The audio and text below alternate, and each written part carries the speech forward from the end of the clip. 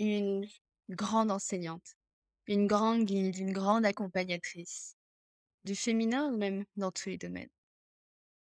Est-ce que c'est la qualité de nos techniques? Est-ce que c'est la manière dont on communique, dont on parle, la présence qu'on a dans la pièce? Est-ce que c'est physiquement? Il y a des profs de yoga qui ont l'impression qu'elles ont besoin d'être en forme physiquement. Hem, Qu'est-ce qui fait de nous des bons guides?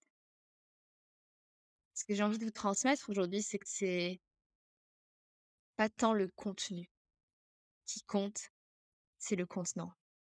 Et l'essentiel, c'est de construire le vaisseau, le véhicule pour ces enseignements.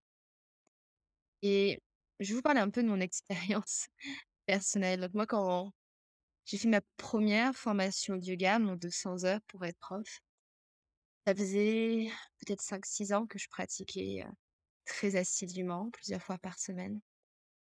Et bien sûr, j'ai choisi de faire ma formation de yoga avec Sienna Sherman, qui est, oui, une grande professeure de yoga, mais qui est aussi prêtresse, herboriste, astrologue, tout ça. Et, euh, et donc, quand je commence les premiers jours de cette formation, donc c'était une immersion. Je suis partie un mois dans la forêt du Costa Rica. Et les premiers jours, j'étais extrêmement frustrée. Parce que, en termes de posture, en termes de technique, je suis venue jusque-là pour apprendre ça, mais j'apprends rien de nouveau, j'apprends rien de grand. Et, et toute la première semaine, c'était très difficile pour moi. Je me suis demandé si j'étais au bon endroit parce que je n'avais pas l'impression d'apprendre ce que je devais apprendre. Et je pense elle a senti la frustration générale. Je pense même que c'était intentionnel ce qu'elle faisait. Et, et elle nous a dit, en fait, ce qui compte pour moi, ce qui pour moi va faire de vous des grands guides, c'est pas les enseignements que vous allez transmettre. Bien sûr, c'est un petit peu ça, mais c'est pas ça l'essentiel. Et moi, ce qui m'intéresse, moi, mon rôle en tant que formatrice, c'est de construire le véhicule pour ces enseignements, le vaisseau pour ces enseignements. Sur le coup, je crois que j'ai pas complètement compris. J'ai compris les mots, mais j'ai pas compris ce qu'elle voulait faire exactement. Et il y a eu quelque chose qui a bougé à partir de là. Et à partir de la deuxième semaine, je pense que quasiment tous les jours, je pleurais. Et j'étais pas la seule. Je pense que tous les jours, quelqu'un craquait dans le groupe. On était une vingtaine, une trentaine. Et on s'est tous effondrés, jour après jour, et pas dans le sens négatif, parce qu'en fait, c'était nos barrières qui s'effondraient, c'était nos blocages, nos douleurs, nos carapaces, tout ce qui finalement nous bloquait, nous contractait pour faire briller la vraie lumière qu'il y avait à l'intérieur. Et en fait, tout le mois qu'on a passé dans cette forêt au Costa Rica, Sienna, ma professeure, elle a fait que ça. Elle a fait Elle nous a transformés, elle nous a transmutés, parce que pour elle, c'était ça son rôle. Que les techniques, on avait toute la vie pour les apprendre, et j'ai appris plein de choses. On va dire que je n'ai pas appris plein de choses, mais c'était pas ça son objectif premier. Et au-delà de la transformation personnelle que j'ai moi-même vécue, ça m'a vraiment changé ma perspective sur qu'est-ce que c'est, hem, une bonne prof de yoga, une bonne guide, une bonne accompagnante. C'est vraiment la personne, et pas la personne comme on a l'habitude de penser. Est-ce que je suis tellement bien? C'est pas ça que je dis. Mais c'est vraiment ce véhicule pour les enseignements. Parce qu'au final, ce que vous projetez quand vous êtes dans une pièce, quand vous êtes devant un écran, quand vous enseignez sur Zoom, c'est ce que vous êtes en premier. Heu,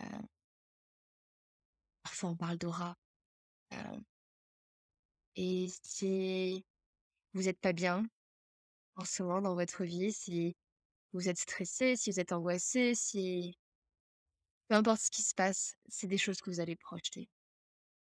et on verra tout au long de la formation qu'est-ce qu'on fait pour justement se recentrer avant de transmettre ou ce genre de choses. Et c'est ce qui se passe dans notre journée avant nous parce que bien sûr, on n'est pas tout le temps là, au meilleur de notre forme. Il y a des choses qui se passent dans notre vie. On l'est pas toujours. Donc, et comment on rentre pleinement dans notre rôle en laissant le restant de notre journée derrière, notre vie derrière. Ça, on verra un petit peu comment faire ça. Mais ce que je voulais surtout que vous reteniez, c'est l'essentiel de votre travail, il est sur vous.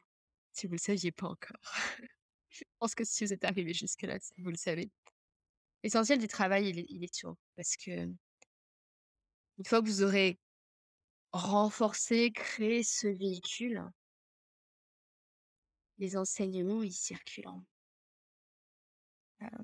avec aisance, heu, parce que vous êtes juste un canal pour ces enseignements. Mais ce canal, il faut qu'il soit fort.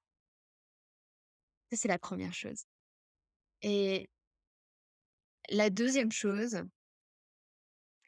c'est de toujours avoir en tête que vous ne pouvez guider les gens qu'aussi loin que vous êtes allé vous-même. Qu'une grosse partie de ce travail, de ce cheminement, de guide, d'accompagnante, de professeur de yoga, c'est d'abord un cheminement personnel. Je pense que vous le savez.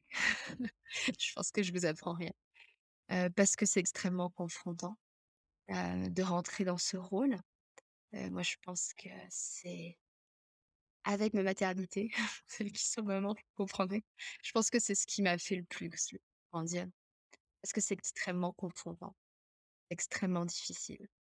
Hem, il y a tout un tas de choses qui ressortent quand on commence à transmettre, quand on commence à accompagner. C'est qui je suis pour faire ça, qui je suis pour guider les autres. Ce syndrome de l'imposteur qui ressort très fort.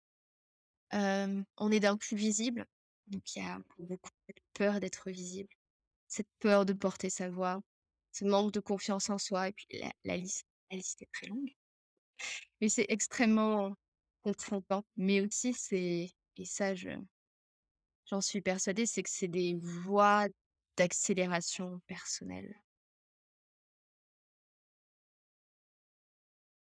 et qui s'arrêtent pas parce qu'à chaque fois où on continue à grandir, dans notre, enseignement, qu'on étire un peu notre capacité de transmettre, qu'on fait des nouvelles choses, à chaque fois on il y a un nouveau processus de de chrysalide qui se transforme en papillon.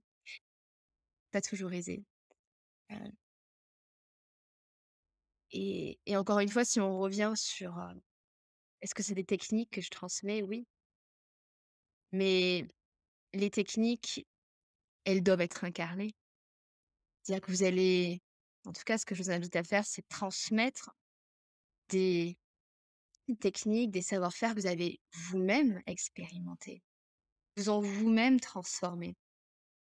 Parce que quand on ne fait que répéter une technique qu'on vient d'apprendre, et on l'a toute fait, et aussi de temps en temps parce que j'aime bien les tester,